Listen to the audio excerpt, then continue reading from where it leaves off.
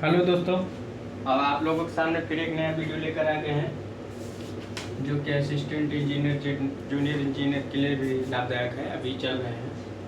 तो आज हम लोग चलते हैं। एक चीज़ और है, वीडियो अच्छी लग रही हो तो लाइक और सब्सक्राइब करें, अपने दोस्त साथ शेयर कीजिए, क्योंकि आपका मोटिवेशनल आपका ही मेरे को वीडियो बनाने की प्रेरणा देता है और आप लोग मन लगा कर पढ़े, यही आपसे आशा करता हूँ। अब आइए चलते हैं। और हाँ, जो मैं पढ़ा रहा हूँ असिस्टेंट मतलब सारा जगह एक आपको हर जगह आएगा। आइए अब लोग पढ़ते हैं। मान लीजिए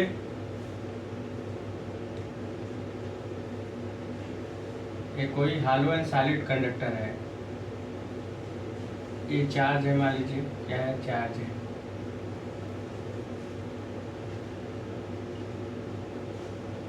हालो और सॉलिड कंडक्टर है, इसमें Q का वैल्यू 0 होगा और E का वैल्यू 0 होगा, मगर V क्या क्या होगा, कांस्टेंट होगा। ये चीज़ याद रखिएगा। पूछता है कि एक हालो और सॉलिड कंडक्टर में Q का वैल्यू क्या होता है, E का वैल्यू क्या होता है, V का वैल्यू क्या होता है, कांस्टेंट होता है। ये चीज़ याद रखिएगा, तब ना क्या होगा, हालो और सॉलिड कंडक्टर।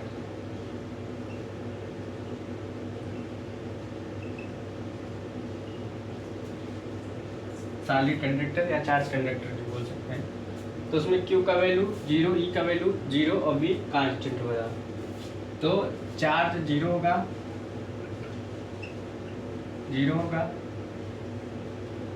इलेक्ट्रिक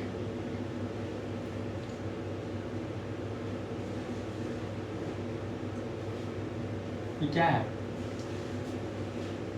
ये आपका इलेक्ट्रिक फ्लक्स डेंसिटी या इलेक्ट्रिक फ्लक्स डेंसिटी नहीं, इलेक्ट्रिक इंटेंसिटी, विद्युत क्षेत्र की तीव्रता, इलेक्ट्रिक इंटेंसिटी, ये 0 रहेगा। मैग्नेटिक इंटेंसिटी में ये रहता है, इलेक्ट्रिक इंटेंसिटी में ये रहता है, और वोल्टेज कांस्टेंट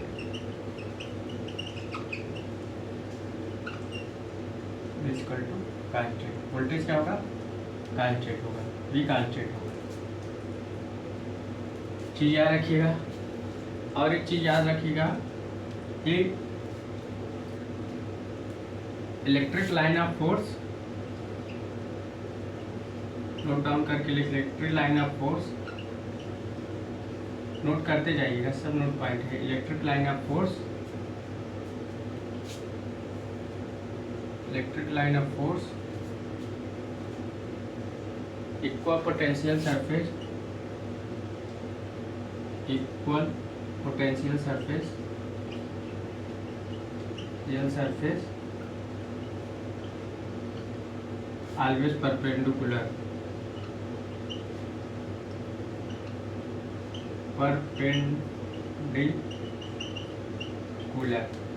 तो इलेक्ट्रिकल लाइन ऑफ फोर्स जो होता है इक्वल पोटेंशियल सरफेस पर ऑलवेज परपेंडिकुलर होता है। नोट करके याद रखिएगा, कभी कभी पूछ सकता है।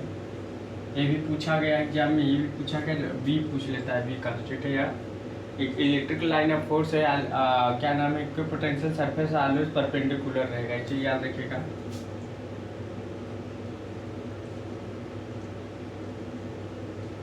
वेलोसिटी ऑफ इलेक्ट्रॉन अगर पूछे, वेलोसिटी ऑफ इलेक्ट्रॉन, वो भी अगर 1 वोल्ट लगा दे तो 1 वोल्ट पर क्या होगा, याद रखिएगा, 6 × 10⁻6 मीटर पर सेकेंड, 10⁻5 होगा, 6 × 10⁻⁵ मीटर पर सेकेंड। ये वेलोसिटी ऑफ इलेक्ट्रॉन 1 वोल्ट अगर इस पर लगाया जाए इलेक्ट्रॉन पर, तो उसका वेग क्या होगा। 1 वोल्ट का अगर हम इलेक्ट्रॉन पर फोर्स लगाएं तो उसका वेलोसिटी आप क्या होगा, इलेक्ट्रॉन का वेलोसिटी क्या होगा, तो 6 × 10⁻⁵ मीटर पर सेकेंड। ठीक, ये पूछता है, नोट डाउन कर लीजिए। कभी कभी यही पूछ लेता है, हालो और सॉलिड कंडक्टर में चार्ज की वैल्यू क्या है, इलेक्ट्रिक इंटेंसिटी की वैल्यू क्या है, और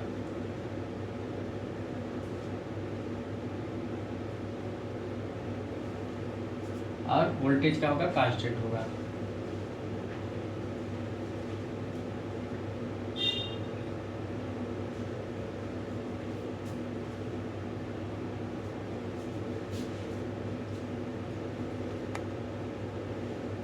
अगर कभी पूछ ले, नोट डाउन कर लिए होंगे। Maximum velocity of electron, maximum velocity of electron. तो मैक्सिमम वेलोसिटी ऑफ इलेक्ट्रॉन क्या होगा, अगर देखा जाए तो मैक्सिमम वेलोसिटी ऑफ इलेक्ट्रॉन, ठीक। तो देखा जाए क्या होगा, इसको हम डिलीट कर देते हैं, नोट कर लिए होंगे। Maximum velocity of electron EV equal to half mv square v equal to 2EV upon m, v equal to under root में 2EV upon m। Maximum velocity of electron कभी कभी भी फार्मूला आ जाता है, नोट डाउन कर लीजिए।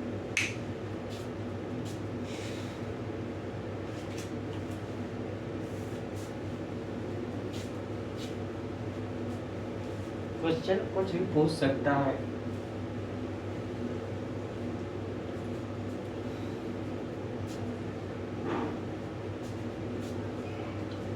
Electron की maximum velocity of electron.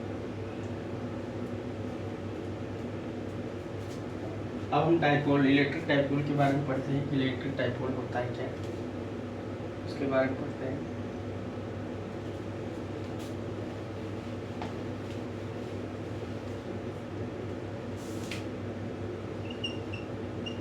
Electric dipole,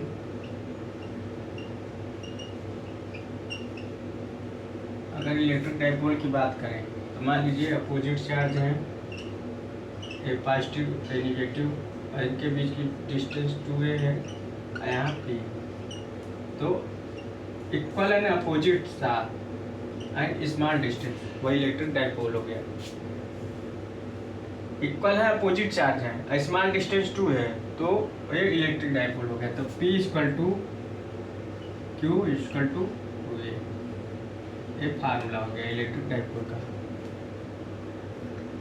अब एक्सियल लाइन पर देखिए, इसी में केस बनता है, केस फर्स्ट। एक्सियल लाइन पर देखें तो एक्सियल लाइन, अगर एक्सियल लाइन पर देखें तो हमारा मान लीजिए यहाँ है, फिर यहाँ से यहाँ 2 बना, और यहाँ हमारा पॉइंट P आ गया, यहाँ E1 आ गया, यहाँ E2 आ गया, यहाँ -Q, यहाँ +Q, यहाँ 2a, और यहाँ से अगर हमने यहाँ x कर दिया तब इलेक्ट्रिक डाइपोल क्या होगा एक्सियल लाइन के लिए। तब हम लोग E इक्वल टू क्या होगा, Q अपान 4 पाई एप्सिलॉन और 4ax upon square minus a square का होल स्क्वायर, इतना होगा।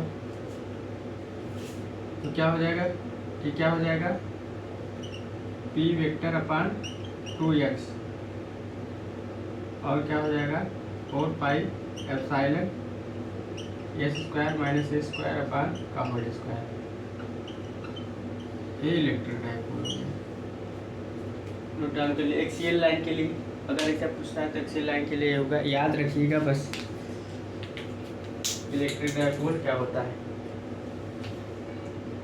ये क्या है, इलेक्ट्रिक इंटेंसिटी है, पता है आप लोगों को ये क्या है, समझ गए होंगे। ये क्या है, इलेक्ट्रिक इंटेंसिटी है।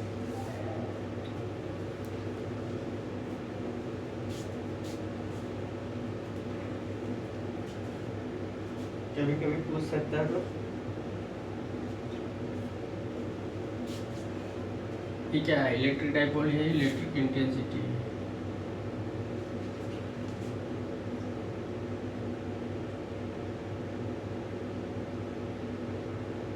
एक्सियल लाइन का होगा। इक्वेटोरियल लाइन का अगर हम बनाए हैं, इक्वेटोरियल लाइन का अगला केस होगा केस सेकेंड, इसी में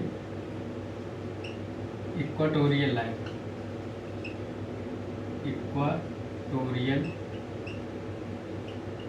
अगर इक्वेटोरियल लाइन की बात करें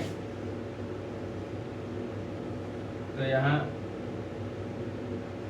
यहाँ से भी यहाँ पर पॉइंट P है, यहाँ माइनस Q, यहाँ प्लस Q, यहाँ पर 2a, यहाँ पर x, और यहाँ पर बात करते हैं A, B और यहाँ C, यहाँ थीटा, यहाँ भी थीटा। तब क्या होगा, x डिस्टेंस है पर हमारा इलेक्ट्रिक डाइपोल वहाँ है इक्वेटोरियल लाइन पर, तब क्या होगा, तब क्या लाइन होगा,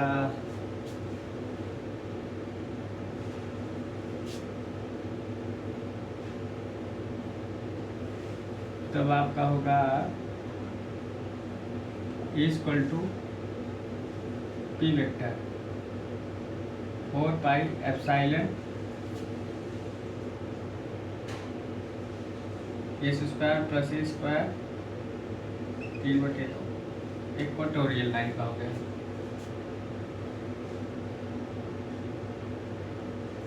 अब आप बात करें uniform magnetic field, case third, uniform magnetic field,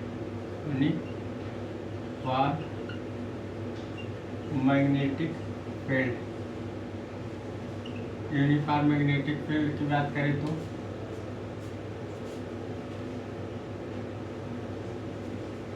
मान लीजिए यहाँ आपका यहाँ बनेगा 2a cos थीटा, और यहाँ पर ये फोर्स लगा इसका QE होगा, यहाँ पर भी, यहाँ पर प्लस Q है, यहाँ पर माइनस Q है, यहाँ भी फोर्स, यहाँ भी फोर्स लगा होगा, यहाँ भी माइनस QE, तो यहाँ से यहाँ के बीच की डिस्टेंस 2a, और यहाँ के बीच की डिस्टेंस 2a साइन थीटा। तो यूनिफॉर्म मैग्नेटिक फील्ड में इलेक्ट्रिक डाइपोल क्या होगा,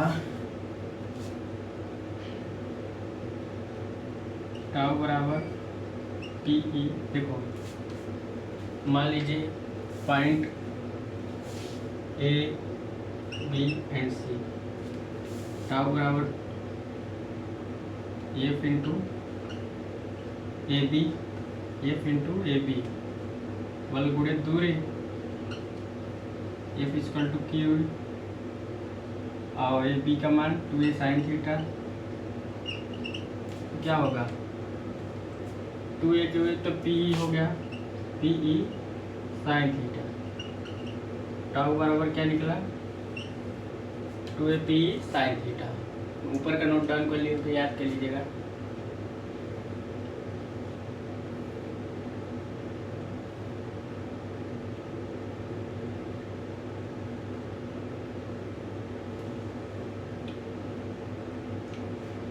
अब बात आती है किसकी, इसी पे केस, अगर हम इसी पर हम केस लिखें, इसमें ये नंबर लिखे हैं, तो अगर हम थीटा इक्वल टू 0 करें तो टाउ बराबर क्या होगा, PE साइन 90 अंश, साइन 90 अंश की वैल्यू क्या होगा, साइन 0 अंश का मान 0 होगा। थीटा बराबर अगर हम 90 अंश रखे हैं तो डाइपोल क्या होगा, मैक्सिमम होगा। उस कंडीशन में हमारा डाइपोल क्या होगा, मैक्सिमम होगा। पहला केस इसमें हो गया। इसी में यूनिफॉर्म मैग्नेटिक फील्ड में ये नंबर थीटा बराबर अगर हम 90 रखें, कभी कभी पूछता है कि थीटा और किस पर रखने पर मैक्सिमम होगा, तो थीटा बराबर 90 अंश पर, इसको नोट डाउन कर लिया हो गया।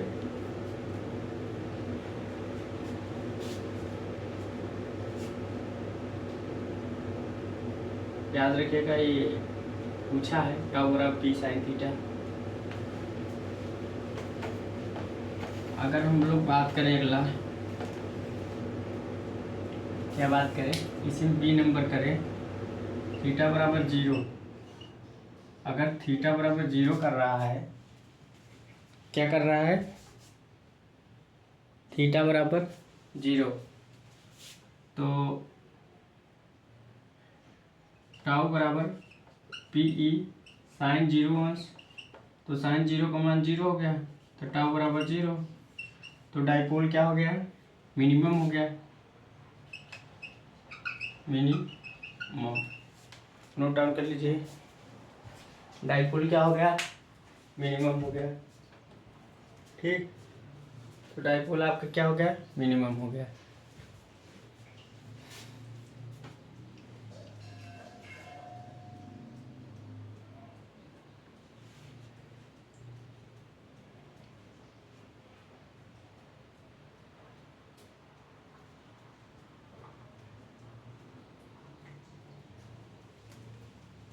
अब potential energy of electric dipole के लिए अगर हम चलें, याद रखिएगा 90 पर मैक्सिमम, 0 पर minimum.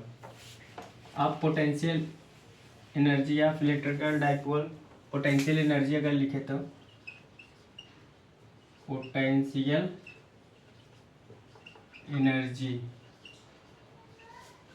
Of electrical dipole, electrical dipole, तो potential energy of electrical dipole की बात करें तो U बराबर क्या होगा, minus P E cos theta, ये होगा U बराबर पी माइनस कास थीटा। इसमें केस फर्स्ट करें, केस फर्स्ट करें, अगर केस फर्स्ट करें तो थीटा बराबर 90 डिग्री रखो, Q बराबर कास 90 मान कम वैल्यू 0 हो जाएगा, पी ई कास 90 बराबर 0, U बराबर 0, मतलब मिनिमम। डाइपोल क्या हो जाएगा, मिनिमम। अगर केस सेकेंड रखे इसी में, केस सेकेंड क्या रखे, केस सेकेंड, थीटा बराबर 180 अंश रखो, U बराबर माइनस पी ई कास 180 अंश, U बराबर माइनस पी। अब डाइपोल क्या हो जाएगा, पॉजिटिव है, क्योंकि यहाँ 180 अंश का मान माइनस में आएगा, तो एक आ जाएगा, तो मैक्सिमम हो जाएगा। डाइपोल आपका क्या हो गया, मैक्सिमम हो गया। आगे चलते हैं, नोट डाउन को, डाइपोल पर क्वेश्चन आते हैं, समझ के। डाइपोल पर क्वेश्चन आते हैं,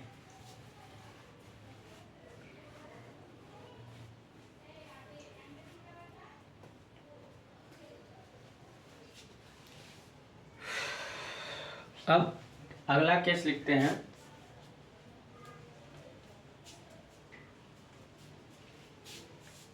अगला केस लिखते हैं, इलेक्ट्रिकल डाइपोल है, आता है। अब अगला केस लिखते हैं,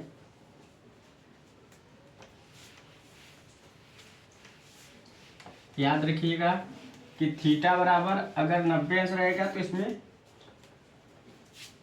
उसमें 90 पर क्या था, मैक्सिमम था, इसमें 90 पर 0, एक चीज याद है। अगर स्टार करके लिखें,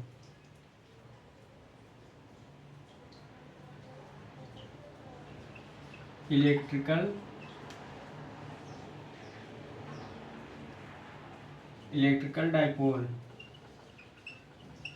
इलेक्ट्रिकल डाइपोल की बात करें, मतलब स्थिर वेग में, कांस्टेंट वेलोसिटी, वेलोसिटी में, वेलोसिटी में कांस्टेंट वेलोसिटी की बात करें, Q बराबर हम लोग क्या जानते हैं, u बराबर minus P E cos theta. अगर इसमें क्या है, वेलोसिटी है तो एंगल बनेगा नहीं, तो स्टैटिक में माइनस पी हो गया। और दूसरा केस आता है रोटेटिंग। रोटेटिंग में अगर बात करें, जब हमारा डाइपोल घूमता है तो U are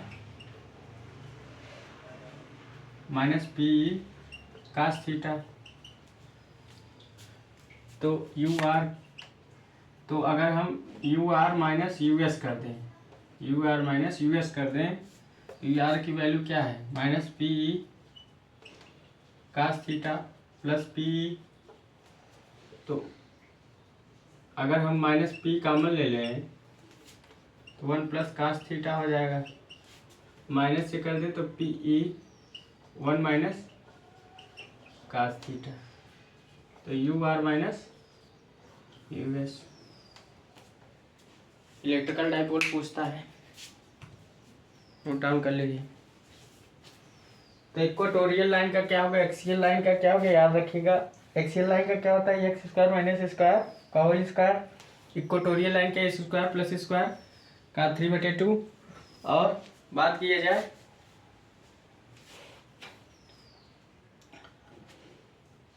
potential energy of electrical dipole, और यू बराबर माइनस पी कास थीटा। और एक और किसका निकाले थे हम लोग, किसका निकाले थे, माइनस पी ई sine theta uniform magnetic field पर। तो 3 केस आता है, एक एक्सियल लाइन का, इक्वेटोरियल लाइन का, यूनिफॉर्म मैग्नेटिक फील्ड का, potential energy for electrical dipole, उसमें केसे हैं। ठीक, तो सारा आपके सामने लिख दिया गया है। अब आइए क्वेश्चन आता है,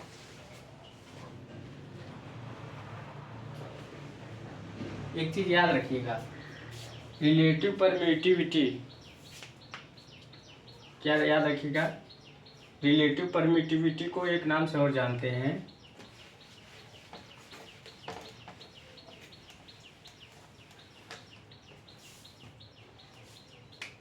देखो रिलेटिव परमिटिविटी,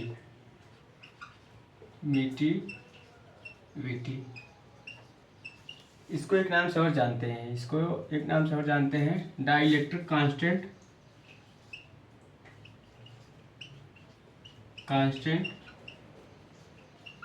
या स्पेसिफिक इंडक्टिव कैपेसिटी।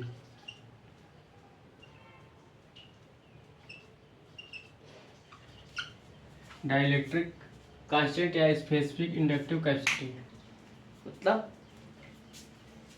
इतने नाम से जानते हैं। कभी कभी आ जाता है कि रिलेटिव परमिटिविटी किस नाम से जानते हैं, स्पेसिफिक इंडक्टिव कैपेसिटी या डाइलेक्ट्रिक कांस्टेंट। अब क्वेश्चन आता है, कर रहा है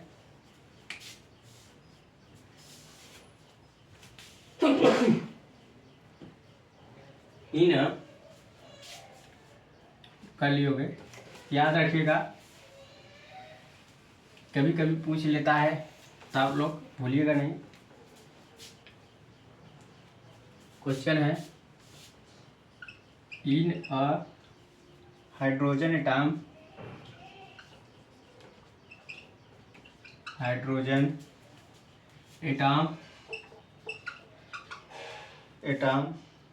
the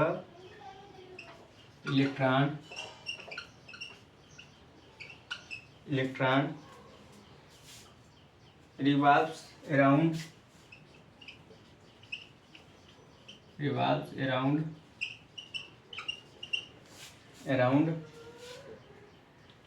the proton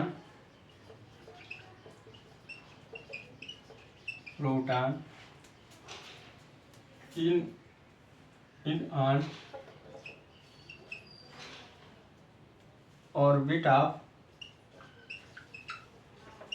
orbit of 0.53 angstrom, the potential reduced by the potential reduced by the electron of the nucleus,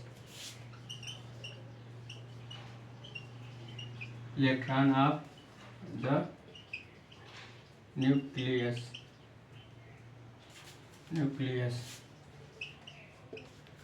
तो क्या पूछ रहा है, न्यूक्लियस में जो पोटेंशियल रिड्यूस होगा तो कितना होगा। तो सीधा इसका अगर हम सॉल्व लिखें, करा है हाइड्रोजन एटॉम में इलेक्ट्रॉन रिवॉल्व्स अराउंड, मतलब एक हाइड्रोजन का atom the electron revolves around, electron घूम रहा है हाइड्रोजन एटॉम के चारों ओर, एक इलेक्ट्रॉन रिवॉल्व्स, हाइड्रोजन का एटॉम है, मान लीजिए आपका हाइड्रोजन का क्या है, एटॉम है, ठीक, इसके ऊपर इलेक्ट्रॉन का अराउंड कर रहा है, घूम रहा है। अब घूम रहा है इस कक्षा में, इसके कक्षा में, ऑर्बिट के कक्षा में, proton the in orbit of 0.3 angstrom, उस प्रोटॉन का ऑर्बिट है, उस the proton on orbit of 0.3 angstrom से। तो ये जो इलेक्ट्रॉन घूम रहा है, इस प्रोटॉन का जो ऑर्बिट कक्षा है, इसमें जो इसका प्रोटॉन ऑर्बिट एंगस्ट्रॉम है 0.53 एंगस्ट्रॉम। क्या कर रहा है, the potential reduce by the electron of the nucleus, मतलब वो जो वोल्टेज रिड्यूस होगा बाय इलेक्ट्रॉन द्वारा, जब घूमेगा तो उसका पोटेंशियल कुछ ना कुछ रिड्यूस होगा। तो न्यूक्लियस में कितना रिड्यूस हो रहा है, कितना पोटेंशियल रिड्यूस हो रहा है वो देखना है। तो V बराबर हम लोग क्या जानते हैं, 4πε0 Q अपान R, इतना हम लोग पढ़े ही हैं शायद। V = 9 × 10⁹ कर दें, ठीक। और Q, एक इलेक्ट्रॉन पर कितना आवेश होता है, इतना आवेश होता है 1.6 10⁻⁹ कूलम, और 0.3 रेडियस कितना है, 0.3 एंगस्ट्रॉम का रेडियस है। इलेक्ट्रॉन जब घूम रहा है, न्यूक्लियस का है जो हाइड्रोजन एटॉम है, इस हाइड्रोजन एटॉम का जो न्यूक्लियस है ये इतना एंगस्ट्रॉम का है, 0.3 एंगस्ट्रॉम। इसके चारों इलेक्ट्रॉन घूम रहा है, तो इस इलेक्ट्रॉन का जो पोटेंशियल रिड्यूस कितना होगा, 10⁻⁻10 इतना हो। तो अगर हम लोग इसका कैलकुलेशन करेंगे तो 27.2 वोल्ट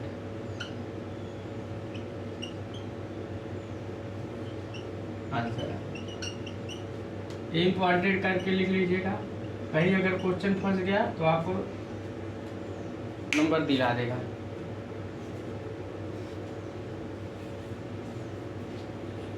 कहीं क्वेश्चन फंस गया तो आपको नंबर दिला देगा।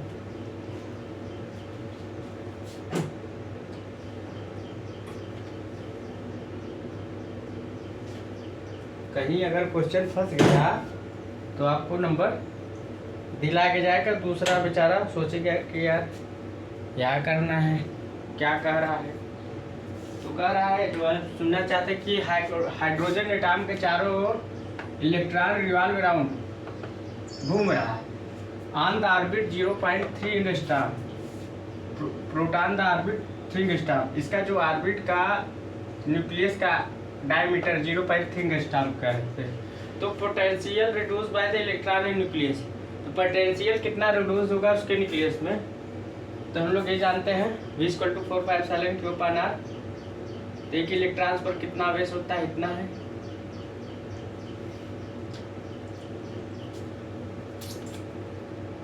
अब अगला सवाल है,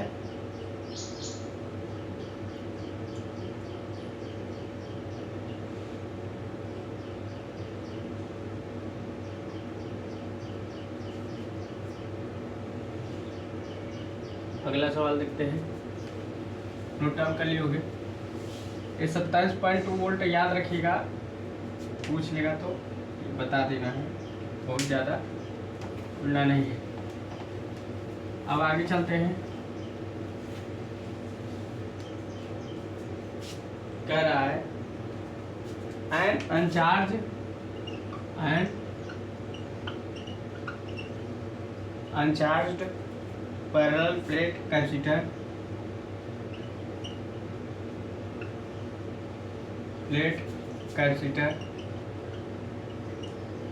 uncharged parallel plate capacitor having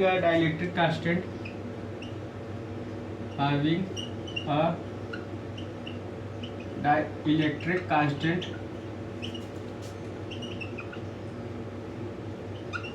constant K is connected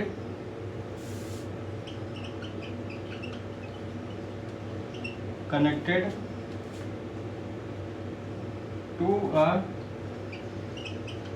smaller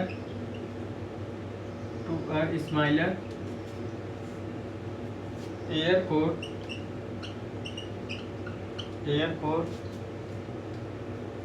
parallel plate capacitor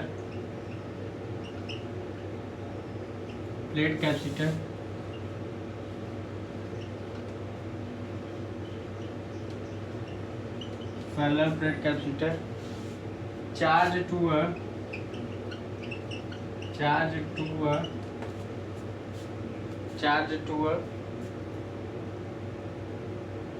potential V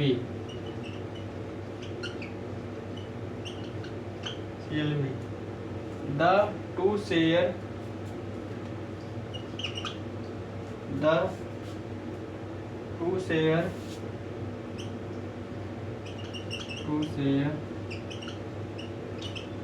share the charged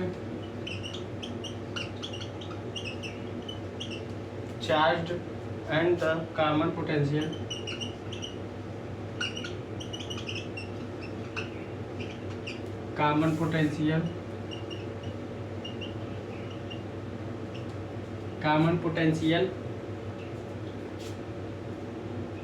is V.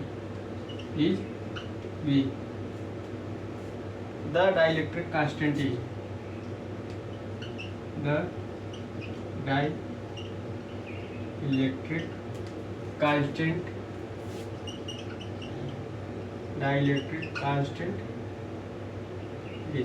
मतलब डाइलेक्ट्रिक कांस्टेंट क्या ये पूछ रहा है। अब देखो क्या करा, कुछ है नहीं, सिंपल सी बात है।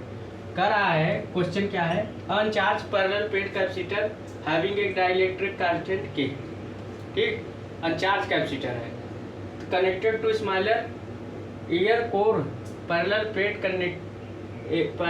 Capacitor charged to potential V।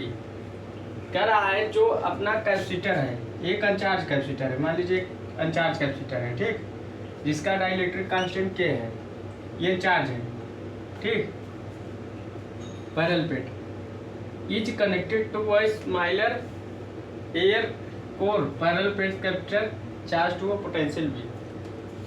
इससे कनेक्ट करते हैं, इससे जो चार्ज कैपेसिटर है जिसका पोटेंशियल V है, ठीक, इसको हमने कनेक्ट किया इससे जिसका पोटेंशियल चार्ज V है। जब ये अनचार्ज कैपेसिटर है, ये चार्ज कैपेसिटर है, तो इसका पोटेंशियल V है, इसका अनचार्ज है तो इसका पोटेंशियल वह जीरो हो गया, मतलब चार्ज जीरो हो गया, अनचार्ज कैपेसिटर जीरो, इसका चार्ज है तो कुछ न कुछ वैल्यू है, इसका कुछ न कुछ तो वैल्यू है, Q बराबर CV अभी इसका वैल्यू है, समझ गए। इससे कनेक्ट है, यही कह रहा है, एयर कोर का है, किसका है, एयर कोर का है, यही कर रहा है। अब क्या कर रहा है,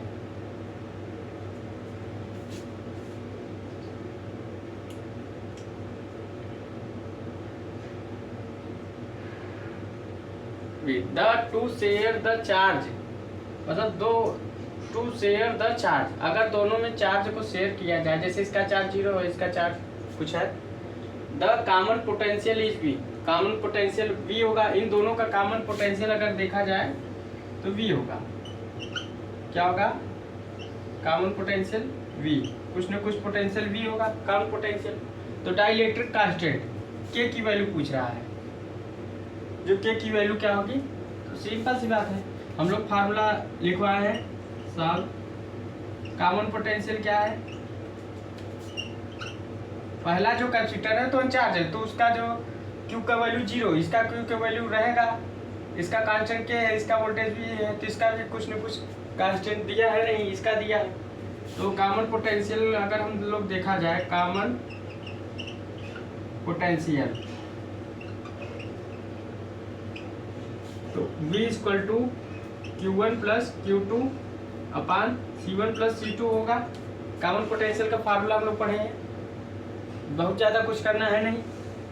तो इसका तो वैल्यू 0 हो गया, ये 0 हो गया, इसका वैल्यू CV है, इसका अगर इसका जो पहला चार्ज इसका C1 होगा, इसका C2 होगा, दो कैपेसिटर है तो C1 है C2 है, तो इसका चार्ज तो 0 है मगर K वैल्यू है, तो K C के साथ कर देते हैं, KC प्लस इसका क्या होगा C, ठीक C होगा। तो इसको थोड़ा हम डिलीट करते हैं, इसको नोट डाउन कर लीजिएगा। अगर हम इसको डिलीट कर दें तो क्या होगा, इसको हम V' मान लेते हैं, V मान लेते हैं, कोई बात नहीं। तो क्या हो गया, तो क्या होगा, इसके आगे हम लोग दे तो CV अपान C कॉमन ले लें, 1 + K हो गया, C से कैंसिल हो गया, तो क्या हो गया V अपान 1 + K हो गया, ठीक। और यहाँ V' करते हैं, कॉमन पोटेंशियल अलग करना है, तब K की वैल्यू निकालना है। इसमें हम अगर हम मल्टीप्लिकेशन करें, इसका इसके साथ मल्टीप्लिकेशन कर देते हैं तो हमारा क्या आ जाएगा, V' + V' अपान V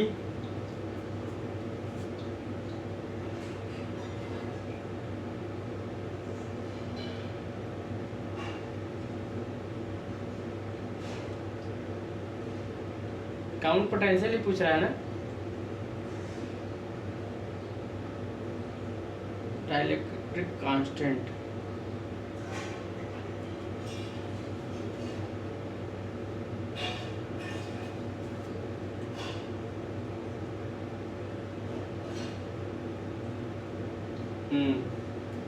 तो अगर हम इधर कर दें, V' कॉमन ले लें तो 1 + K हो गया, = V। आज तो वही रही है,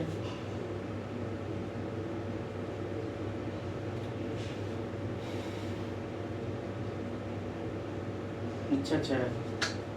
तो हम लोग इसको इतना कर सकते हैं, 1 मिनट सही है।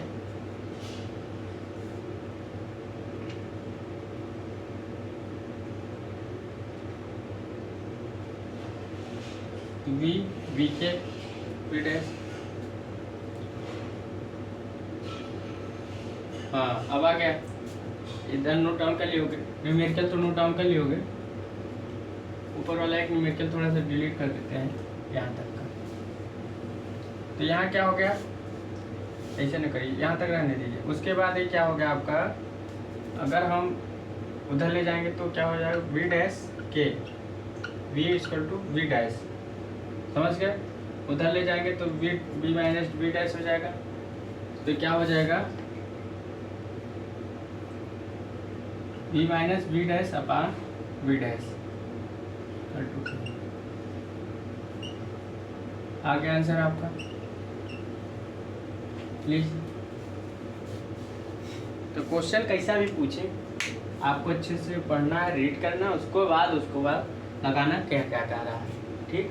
तो वीडियो अच्छी लगे लाइक और सब्सक्राइब करें, दूसरे साथ शेयर कीजिए। So thank you.